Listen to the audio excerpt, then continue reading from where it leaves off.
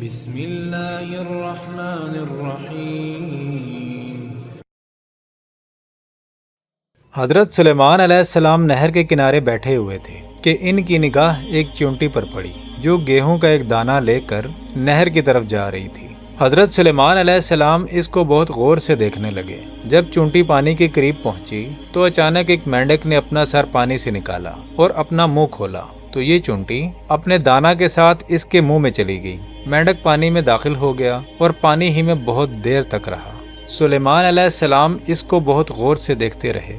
ذرا ہی دیر میں مینڈک پانی سے نکلا اور اپنا منہ کھولا تو چونٹی باہر نکلی، البتہ اس کے ساتھ دانہ نہ تھا۔ حضرت سلیمان علیہ السلام نے اس کو بلا کر معلوم کیا کہ ماجرا کیا تھا اور وہ کہاں گئی تھی۔ اس نے بتایا کہ اے اللہ کے نبی، آپ جو نہر کی تہہ میں ایک بڑا کھوکھلا پتھر دیکھ رہے ہیں، اس کے اندر بہت سے اندھے کیڑے مکوڑے ہیں۔ اللہ تعالیٰ نے ان کو وہاں پر پیدا کیا ہے، وہ وہاں سے روزی تلاش کرنے کے لیے نہیں نکل سکتے۔ اللہ تعالیٰ نے مجھے ان کی روزی کا وکیل بنایا ہے، میں اس کی روزی کو اٹھا کر لے جاتی ہوں، اور اللہ نے اس مینڈک کو میرے لیے مسخر کیا ہے تاکہ وہ مجھے لے کر جائے۔ اس کے منہ میں ہونے کی وجہ سے پانی مجھے نقصان نہیں پہنچاتا، وہ اپنا منہ بند پتھر کے سوراخ کے سامنے کھول دیتا ہے، میں اس میں داخل ہو جاتی ہوں۔ جب میں اس کی روزی اس تک پہنچا کر پتھر کے سوراخ سے اس کے منہ تک آتی ہوں تو مینڈک مجھے منہ سے باہر نکال دیتا ہے۔